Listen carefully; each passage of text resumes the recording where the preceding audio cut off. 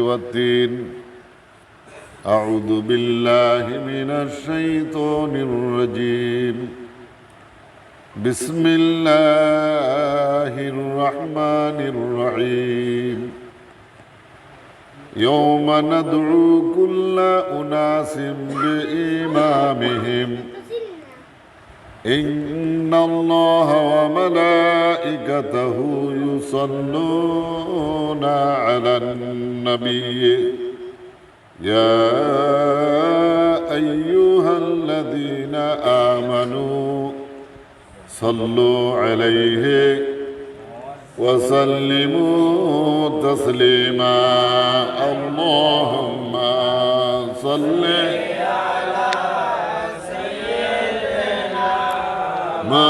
مولانا محمد وعلى سيدنا مولانا محمد اللهم صل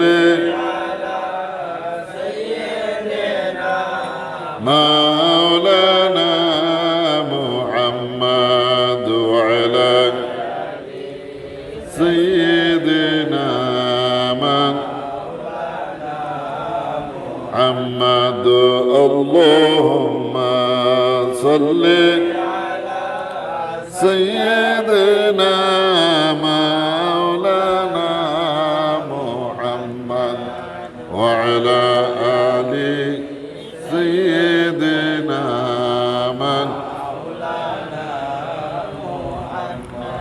सबके एक दिन मिलेंगे साथ हशर की बाजार में सब खरीद लेगा मुहम्मद सामने अल्लाह का अल्लाहुम्मा सल्ली अला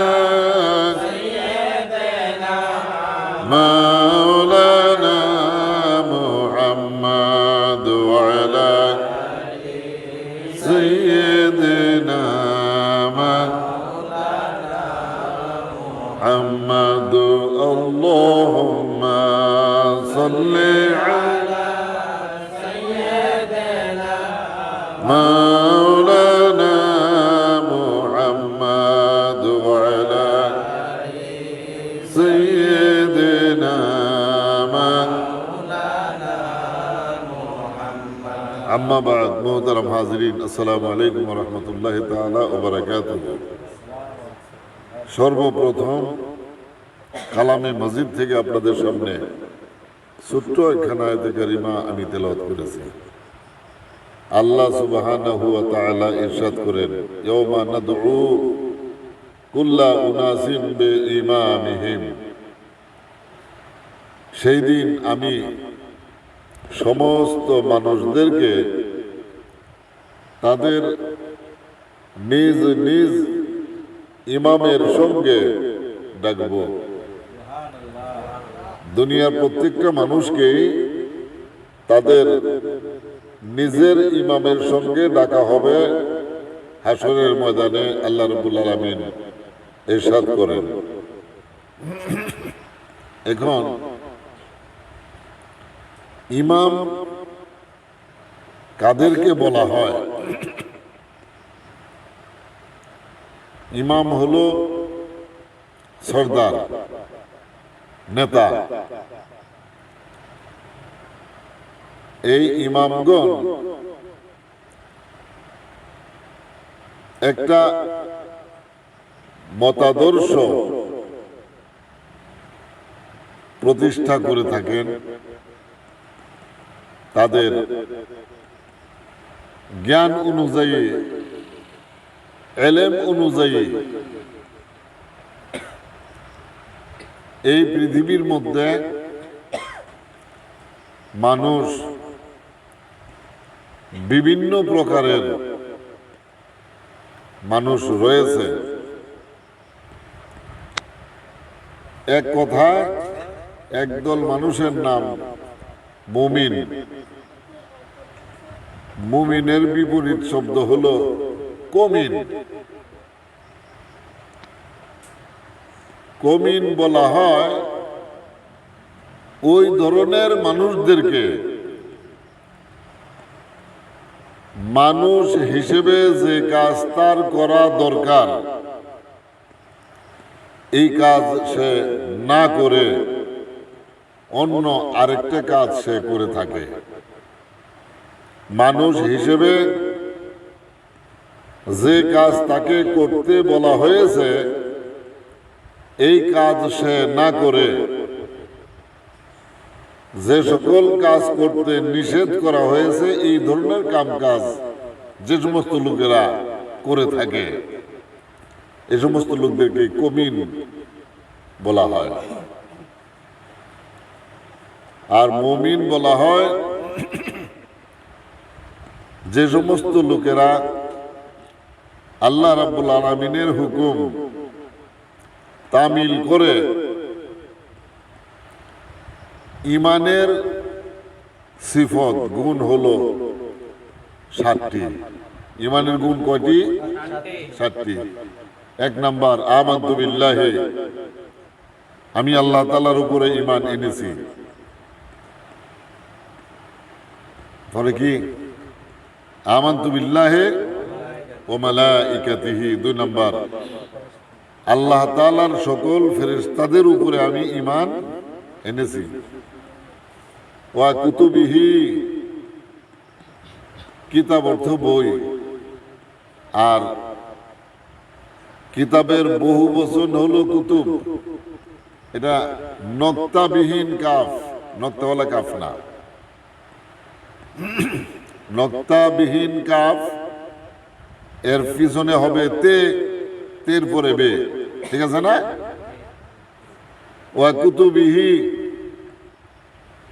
আল্লাহ তাআলার তরফ থেকে যত কিতাব আসলো, আল্লাহ রাব্বুল আলামিন এই পৃথিবীর মধ্যে নবী আলাইহিস সালামগণ এর মাধ্যমে আল্লাহর বান্দাদের সংশোধনের জন্য সর্বমোট 104খানা কিতাব দান করেছেন। সুবহানাল্লাহ। 104খানা কিতাবের মধ্যে বিখ্যাত শ্রেষ্ঠ কিতাব হলো 4খানা, আর বাকি 100 কিতাব এগুলোকে বলা হয় লিখিত ফলক। আরে পিছনে শোয়া দেয় বালিশ ঘুমাক। ওয়া কুতুবিহি, খান সাহেব নয়, আল্লাহ তাআলার সকল কিতাব সমূহের উপর আমি ঈমান গ্রহণ করলাম। জনের সামনে আল্লাহ রাব্বুল আলামিনের সমস্ত কিতাব সমূহের উপরে আমি বিশ্বাস স্থাপন করলাম। কয়টা গেল? 3টা। 1 আমানতু বিল্লাহি, 2 ওয়া মালাইকাতিহি, 3 ওয়া কুতুবিহি ওয়া রুসুলিহি। কুতুব এর বানান আরেক রকম, যেমন নক্তাওয়ালা কাফ, তোয়া এবং বে, বুঝছে না? এটাও কুতুব। এই কুতুব অর্থ সর্দার, নেতা। নক্তাওয়ালা কাফ, পরে কি? তোয়া, তোয়ার পরে বা। হ্যাঁ, সুডাতে আমরা যাই বাকিল যায়, মরে যায়। এই 3 হরফ দিয়ে কুতুব লিখলে এই কুতুবের অর্থ হইল সর্দার বা নেতা। আর ওই 3 হরফ দিয়ে কুতুব লিখলে এটার অর্থ হলো কিতাব সমূহ। আল্লাহ তাআলার তরফ থেকে যত কিতাব এসেছে সকল কিছুর উপর আমি ঈমান আনলাম। ওয়া রুসুলিহি, এবং আল্লাহ রাব্বুল আলামিনের সমস্ত নবী আর রাসূলগণের উপর আমি ঈমান আনলাম। এরপরে কি? ওয়াল ইয়াউমিল আখিরে, এবং আমি শেষ বিচারের দিনের উপর ঈমান আনলাম। এটা কয় নাম্বার গেল?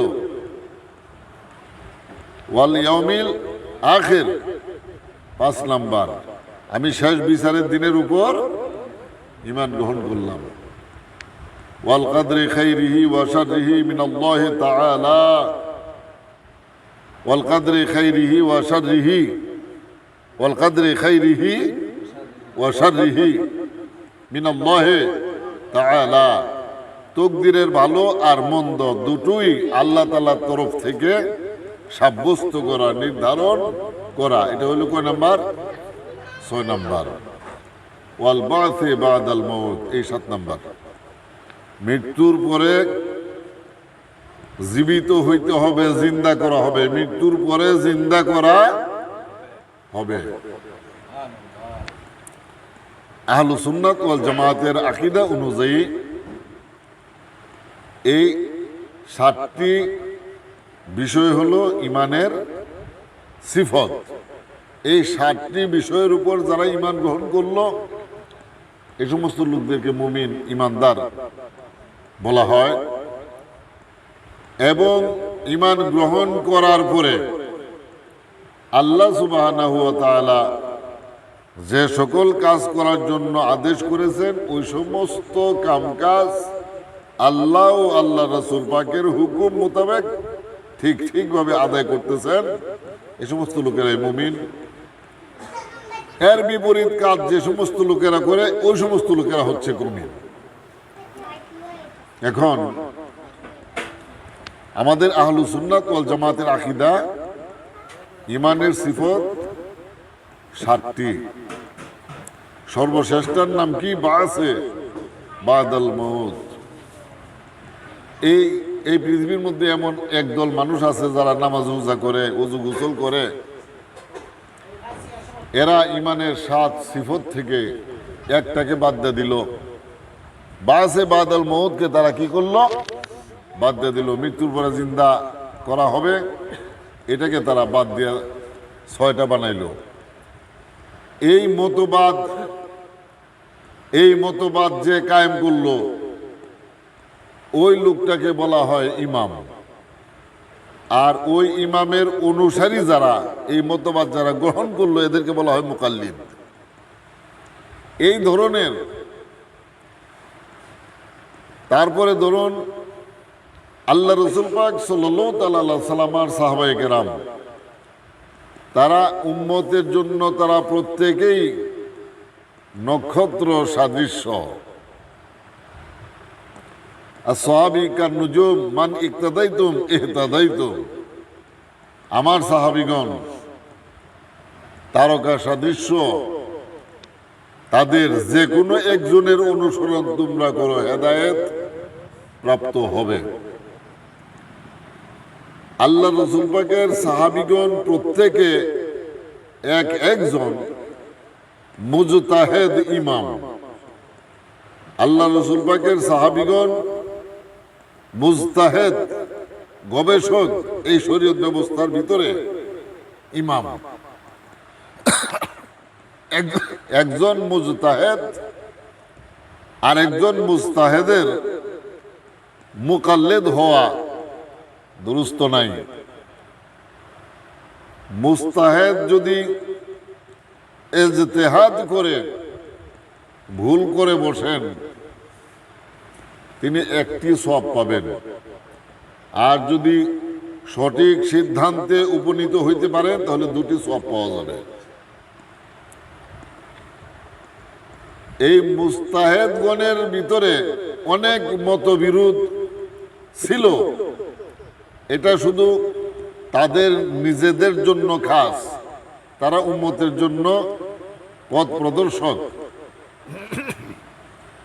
আমরা যদি সাহাবায়ে কেরামের সমালোচনা করি, তাহলে আমাদের সামনে দ্বীন ইসলাম থাকবে না। দ্বীন ইসলাম, শরীয়ত ব্যবস্থা আমাদের সামনে কি থাকবে না? কেন থাকবে না? আমরা তো কেউ নবী রাসূলদেরকে পাই নাই, নাকি পাইছি? নবী মুহাম্মদ সাল্লাল্লাহু আলাইহি ওয়াসাল্লামকে আমরা দেখছি। সাহাবায়ে কেরাম হুজুর পাককে দেখেছেন এবং হুজুর পাকের কাছ থেকে তারা শিক্ষা গ্রহণ করেছেন।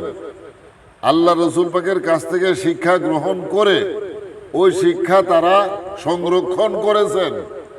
আল্লাহ রাসূল পাকের ওই শিক্ষাকে তারা পরবর্তী প্রজন্মের জন্য সংরক্ষণ করে, আমাদের জন্য সংরক্ষণ করে আমাদের হাত পর্যন্ত পৌঁছে দিয়েছেন। এই জন্য সাহাবীদের কোনো একজনকে যদি আমরা খাটো করে দেখি তাহলে আমরা ইমানদার থাকতে পারবো না।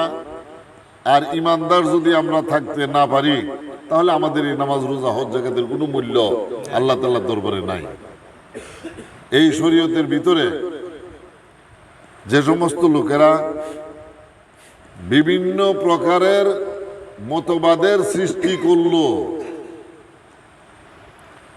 ওই সমস্ত লোকদেরকে যারা মতবাদের সৃষ্টি করলো তাদেরকে বলা হয় ইমাম। আর ওই ইমামের অনুসারীগণ হচ্ছেন মুকাল্লিদ। প্রত্যেক মুকাল্লিদ ব্যক্তিকে কিয়ামতের ময়দানে আল্লাহ রাব্বুল আলামিন তাদের ইমামের সঙ্গে ডাকবেন। এখন আমাদের আহলুস সুন্নাত ওয়াল জামাতের প্রতিষ্ঠাতা ইমাম হইলেন দুইজন। কয়জন ইমাম আমাদের? দুইজন, একজন শাফি মাযহাবের আর একজন হানাফি মাযহাবের। 200 হিজরির পরে এই পৃথিবী থেকে যখন শরীয়ত ব্যবস্থা বিলুপ্ত হয়ে যাওয়ার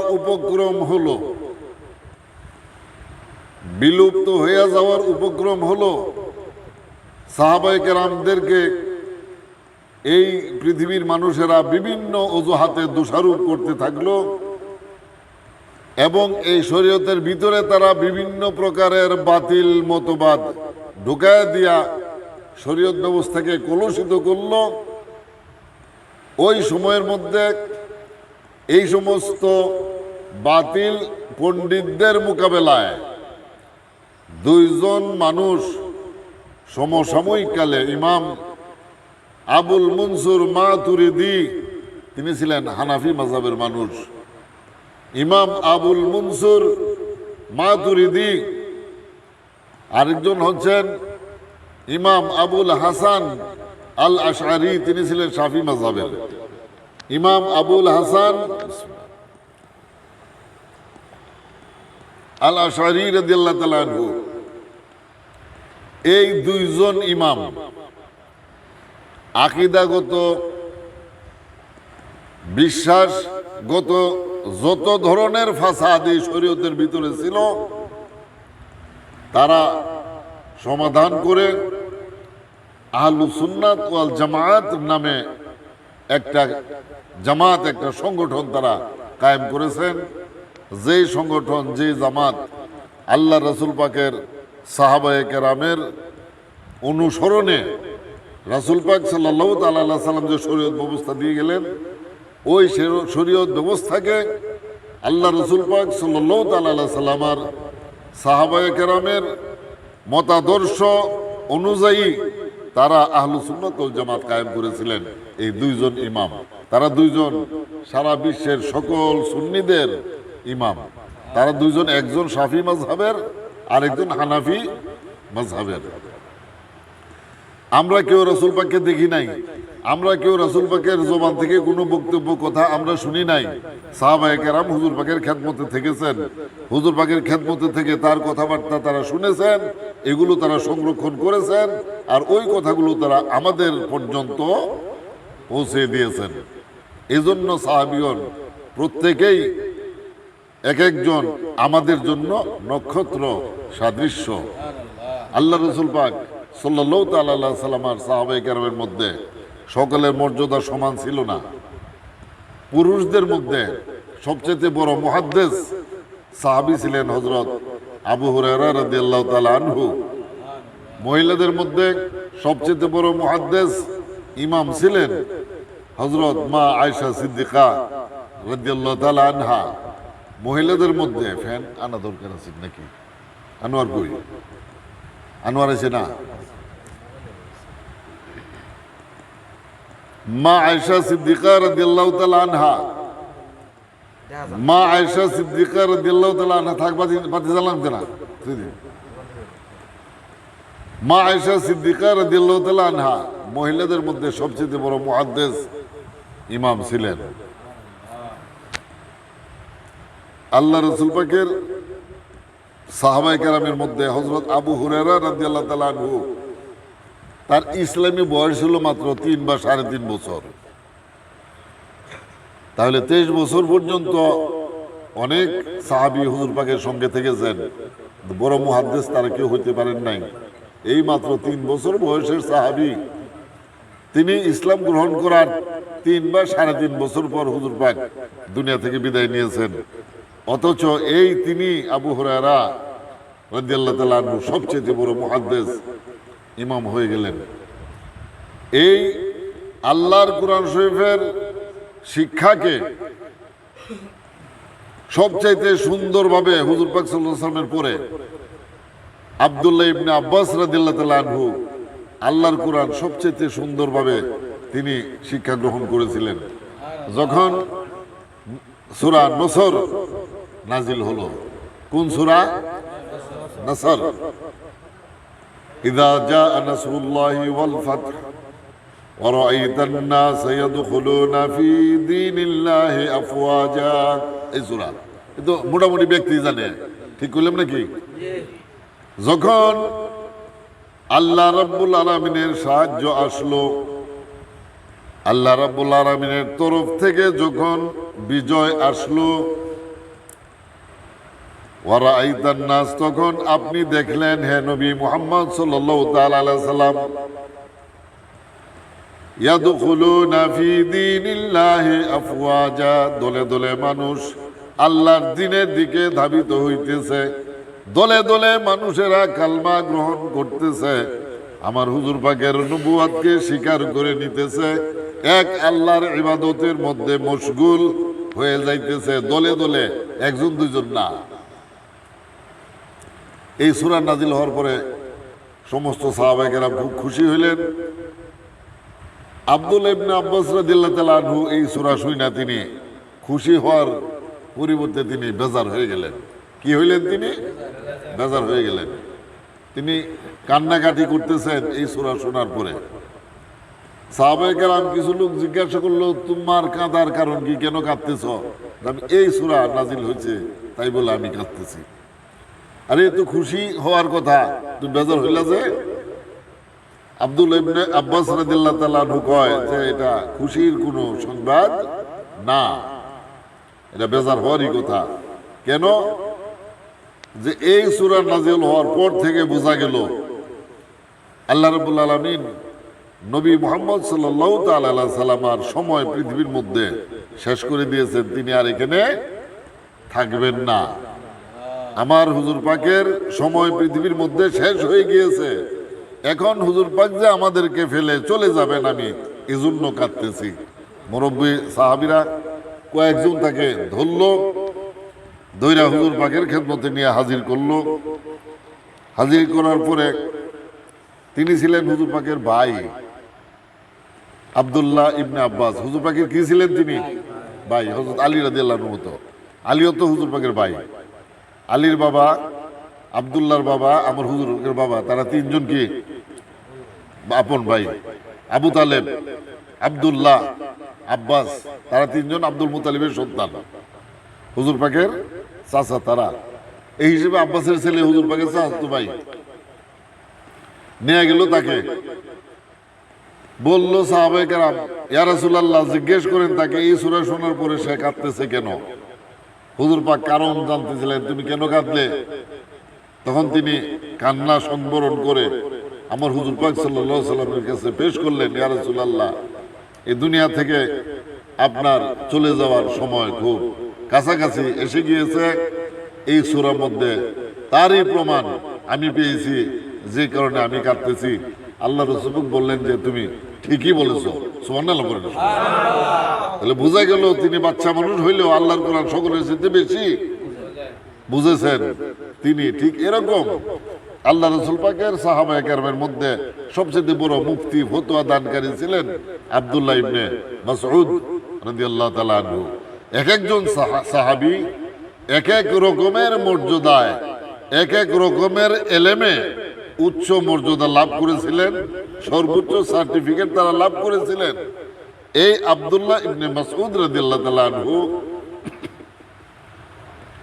আল্লাহ রাসূল পাক দুনিয়া থেকে বিদায় নেওয়ার পরে ইসলামী খলিফাগণের যুগে তিনি ছিলেন প্রধান বিচারপতির দায়িত্বে ছিলেন। তিনি বড় মুফতি হওয়ার কারণে ফতোয়া দেওয়ার কারণে তাকে প্রধান বিচারপতি নিযুক্ত করা হয়েছিল। আব্দুল্লাহ ইবনে মাসউদ রাদিয়াল্লাহু তাআলা আনহুর ফতোয়া সমস্ত সাহাবায়ে কেরাম বিনা বাক্যে মেনে নিতেন। তিনি এত বড় পণ্ডিত ছিলেন ফতোয়ার উপর। এই আব্দুল্লাহ ইবনে মাসউদ রাদিয়াল্লাহু তাআলা আনহুর কাছ থেকে আলকামা রাদিয়াল্লাহু তাআলা আনহু ফতোয়া শিখলেন। তার কাছ থেকে ফতোয়া সংগ্রহ করেছেন ইব্রাহিম নখঈ রাদিয়াল্লাহু তাআলা আনহু। ইব্রাহিম নখঈ রাদিয়াল্লাহু তাআলা আনহুর কাছ থেকে ফতোয়া সংগ্রহ করেছিলেন আমাদের মাযহাবের ইমাম ইমামে আজম আবু হানিফা রাদিয়াল্লাহু তাআলা আনহু। তাহলে আমাদের হানাফি মাযহাব ইব্রাহিম নখঈর মাযহাব, ইব্রাহিম নখঈর মাযহাব আকলামার মাযহাব, আকলামার মাযহাব আব্দুল্লাহ ইবনে মাসউদের মাযহাব, আব্দুল্লাহ ইবনে মাসউদের মাযহাব আল্লাহ রাসূল পাকের সাহাবীগণের মাযহাব, আল্লাহ রাসূল পাকের সাহাবীগণের মাযহাব সরাসরি নবী মুহাম্মদ সাল্লাল্লাহু তাআলা আলাইহি ওয়া আলিহি ওয়াসাল্লামের মাযহাব। এইভাবে যারা মাযহাবকে কায়েম করেছেন তারা হচ্ছেন ইমাম, তাদের অনুসারীগণ হচ্ছেন মুকাল্লিদ। আল্লাহ রাব্বুল আলামিন এই নিয়মে দুনিয়ার প্রত্যেকটা মানুষকে তাদের নিজ নিজ ইমামের সঙ্গে হাসরের ময়দানে ডেকে থাকবেন এবং ওইভাবেই তাদেরকে জিজ্ঞাসাবাদ করা হবে।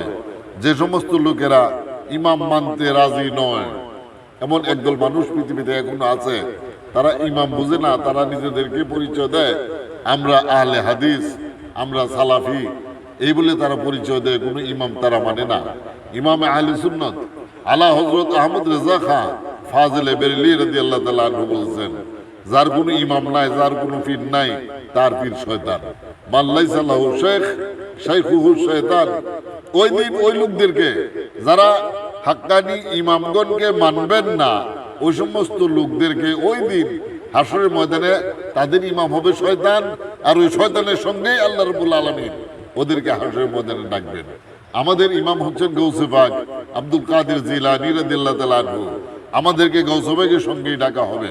আমাদের ইমাম হচ্ছেন 12 জন মুসলিম ইমাম, ইমাম মাওলা আলী মুশকিল কুশা রাদিয়াল্লাহু তাআলা আনহু, ইমাম হাসান রাদিয়াল্লাহু তাআলা আনহু, ইমাম হুসাইন রাদিয়াল্লাহু তাআলা আনহু, ইমাম জুনুল আবিদিন রাদিয়াল্লাহু তাআলা আনহু, ইমাম মুহাম্মদ বাকের রাদিয়াল্লাহু তাআলা আনহু, ইমাম জাফর সাদেক রাদিয়াল্লাহু তাআলা আনহু, ইমাম মুসা কাজিম রাদিয়াল্লাহু তাআলা আনহু, ইমাম আলী রেজা রাদিয়াল্লাহু তাআলা আনহু, ইমাম তাকি রাদিয়াল্লাহু তাআলা আনহু, ইমাম নকি রাদিয়াল্লাহু তাআলা আনহু, ইমাম হাসান আসকারি রাদিয়াল্লাহু তাআলা আনহু, ইমাম তরিকত পীরানে পীর দস্তগীর গৌসে পাক শেখ আবু মুহাম্মদ মুহিউদ্দিন আব্দুল কাদের জিলানী রাদিয়াল্লাহু তাআলা আনহু, তিনি আমাদের ইমাম।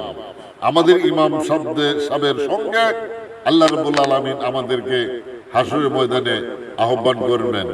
আমরা ইমাম গাজ্জালী রাদিয়াল্লাহু তাআলা আনহুকে ইমাম হিসেবে মানি। আমরা আল্লাহ রাব্বুল আলামিনের তরফ থেকে মনোনীত এই পৃথিবীর মধ্যে সকল মুজাদ্দিদগণকে আমাদের নিজেদের ইমাম হিসেবে মানি। কাজেই আল্লাহ রাব্বুল আলামিন আমাদের সকলকে প্রত্যেক মুজাদ্দিদগণের সঙ্গেই আমাদেরকে ডাকা হবে। খাজা বাবা গরিবে নেওয়াজ আমাদের ইমাম, শাইখ শিহাবুদ্দিন সরওয়ার্দী আমাদের ইমাম, ইমাম বাহাউদ্দিন নকশবন্দ, ইমামে রব্বানী শেখ আহমদ ফারুকি সরহিন্দি মুজাদ্দিদ আল ফিসানি, ইমাম আহমদ রেজা খান ফাজিলে বেরেলী রাদিয়াল্লাহু তাআলা আনহু, ইমাম শাফিঈ, ইমাম মালিক, ইমাম আহমদ বিন হাম্বল, এই সমস্ত লোকেরা যাদের নাম আপনাদের সামনে পেশ করলাম, তারা প্রত্যেকে আমাদের ইমাম। তাদের প্রত্যেকের সঙ্গে আমাদেরকে হাসরের ময়দানে আল্লাহ রাব্বুল আলামিন ডাকবেন।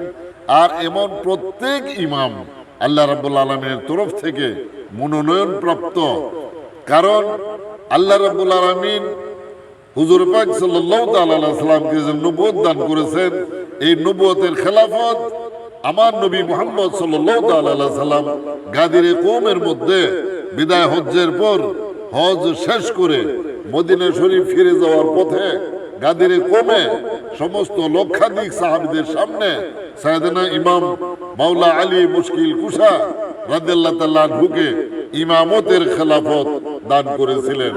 আমাদের সমস্ত মুর্শিদ কেবলাগণ গাউসে পাকের ইমামতিকে, গাউসে পাকের ইমামতের মাধ্যমে তারা পীর মুরিদি করে থাকেন। আমাদের সমস্ত মুর্শিদ, যাদের যত পীর মুর্শিদগণের নাম আমি বললাম, শুধুমাত্র ইমাম শেখ আহমদ ফারুকি সেরহিন্দি মুজাদ্দেদে আলফে সানি রাদিয়াল্লাহু তাআলা আনহুকে ছাড়া আর প্রত্যেক ইমাম গাউসে পাকের ইমামতির মাধ্যমে পীর মুরিদি করে থাকেন। আমরা যে সমস্ত লোকদেরকে বায়াত করাইলাম, বায়াতের সময় আমরা তাদের প্রত্যেককে বলে দিয়েছি খুতবার পর যে গাউসে পাক আমার মুর্শিদ, আমার নিগাবান, ইয়া আল্লাহ তু রহম কর। এইভাবে বায়াতের খুতবায় আমরা সমস্ত মুরিদদেরকে পাঠ করাই দিয়েছি। আমাদের পূর্বে যে সমস্ত লোকদের কাছ থেকে আমরা খেলাফত প্রাপ্ত হয়েছি, তারাও ঠিক ওইভাবেই আমাদেরকে খেলাফত প্রদান করেছিলেন। ওই ইমামত কিয়ামত পর্যন্ত পৃথিবীর মধ্যে থাকবে। এই ইমামত নবী মুহাম্মদ সাল্লাল্লাহু তাআলা আলাইহি সাল্লামের তরফ থেকেই সাব্যস্ত করা। এই ইমামতকে বিশ্বাস করতে হবে, এই ইমামতকে মানতে হবে। নবী মুহাম্মদ সাল্লাল্লাহু তাআলা আলাইহি ওয়া সাল্লাম ইরশাদ করেন, ইন্নাল্লাহ তাআলা ইউবআসু লিহাদিহিল উম্মতি আলা রাসি কুল্লি মিআতি সানাতিন মান ইউজাদ্দিদু লাহা দীনাহা। আবু দাউদ শরীফ সহিহ হাদিস।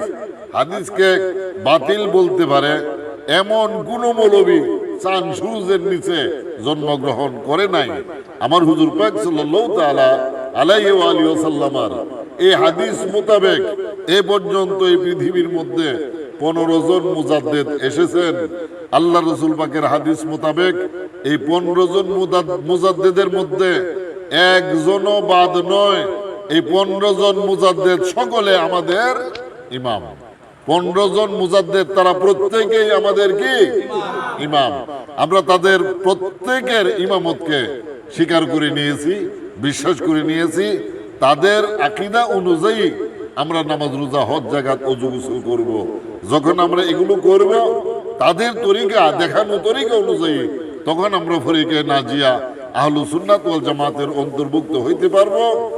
এবং এরপরে আদালতে আখিরাতে আল্লাহ রাব্বুল আলামিন ওই 73 ফেরকার ভিতর থেকে যেই লোকদেরকে জান্নাতে প্রেরণ করবেন, একটি মাত্র জামাত ফরিকে নাজিয়া আহলুস সুন্নাত ওয়াল জামাত, আমরা ওই জামাতের অন্তর্ভুক্ত হইতে পারবো। বাকি 72 দল নামাজি, রোজাদার, হাজি, গাজী কুল্লুহুম ফিন্নার, সব জাহান্নামী হবে। আল্লাহ রাব্বুল আলামিন আমাদের সকলকে আল্লাহ রাসূল পাক সাল্লাল্লাহু তাআলা আলাইহি ওয়া আলিহি ওয়াসাল্লামের বলে দেওয়া, বাতলিয়ে দেওয়া তরিকা অনুযায়ী যে সমস্ত মুজাদ্দিদগণ এই পৃথিবীতে এসেছেন, সকল মুজাদ্দিদগণের সঙ্গে আমাদের পরিচিত হইতে হবে। কারণ ইহুদিরা আমার হুজুর পাকের এই শরীয়ত ব্যবস্থাকে দুনিয়া থেকে মুছে দেওয়ার জন্য এমন কোন ষড়যন্ত্র নাই যেটা তারা করতেছে না। এজন্য মুজাদ্দিদগণকে আপনি চিনতে হবে। যদি মুজাদ্দিদগণকে না চিনেন, তাহলে আপনি কার তরিকায় নামাজ পড়বেন? ইমাম হুসেন আলাইহিস সালামকে যারা হত্যা করলো, তারাও নামাজ পড়তো। ইমাম হুসেন আলাইহিস সালামের সঙ্গে যারা ছিলেন, ইমাম হুসাইন সহ, তারাও নামাজ পড়তেন। তাহলে ইমাম হুসাইনের শত্রুদের নামাজ আর ইমাম হুসেনের নামাজ, এই দুই দলের নামাজ কি মনে করেন এক? কখনো নয়। দুই দলের নামাজ এক নয়, দুই দলের নামাজ দুই। ইমাম হুসেনের বিপক্ষ অবলম্বনকারীগণ বিলকুল কাফের। ওদেরকে যারা কাফের মনে না করবে, ওরাও কাফের হবে। আর ইমাম হুসাইন হচ্ছেন সমস্ত মুমিনগণের কি ইমাম, সারা পৃথিবীর সকল মুমিনগণের কি ইমাম। এই ইমামত তাকে কে দান করেছেন? আমার নবী মুহাম্মদ সাল্লাল্লাহু তাআলা আলাইহি সাল্লাম দান করেছেন। কিভাবে? নবী মুহাম্মদ সাল্লাল্লাহু আলাইহি সাল্লাম ইমামত দান করেছেন তার বাবাকে। কার বাবাকে? ইমাম হুসাইন আলাইহিস সালামের আব্বাকে আমার হুজুর পাক গাদিরে কওমে ইমামত দান করেছেন। করেন কি করেন নাই? গাদিরে কওমে আমার হুজুর পাকের কাছ থেকে ইমামত লাভ করে তিনি তার দুই সন্তানকে ইমামত দান করেছেন। সুবহানাল্লাহ বলেন। ওই তার দুই সন্তানদের মাধ্যমে এই পৃথিবীর মধ্যে এখন পর্যন্ত ইমামত জারি রয়েছে, কিয়ামত পর্যন্ত জারি থাকবে। এই ইমাম হুসাইন, ইমাম হাসান, ইমাম মাওলা আলী মুশকিল কুশা রাদিয়াল্লাহু তাআলা আনহু, তাদের তরিকা অনুযায়ী নামাজ রোজা হজ যাকাত উযু গোসল যদি আমরা করি ফরিকায়ে নাজিয়া আহলুস সুন্নাত ওয়াল জামাতের অন্তর্ভুক্ত হইতে পারবো। আল্লাহ রাব্বুল আলামিন আমাদেরকে আমার হুজুর পাকের ঘোষণা দেওয়া মুজাদ্দিদগণের সঙ্গে যদি আমরা তাদেরকে মেনে নেই, তাদের সঙ্গে হাসরের ময়দানে আমাদেরকে আহ্বান করবেন। আল্লাহ আমাদের সকলকে তৌফিক দান করুন। সকল বলুন আমিন। হাযা ওয়া দাওয়ানা আনিল হামদুলিল্লাহি রাব্বিল আলামিন। বারাকাল্লাহু লানা ওয়া লাকুম ওয়া নাফা'না ওয়া ইয়্যাকুম। মাইকটা বন্ধ করে দাও।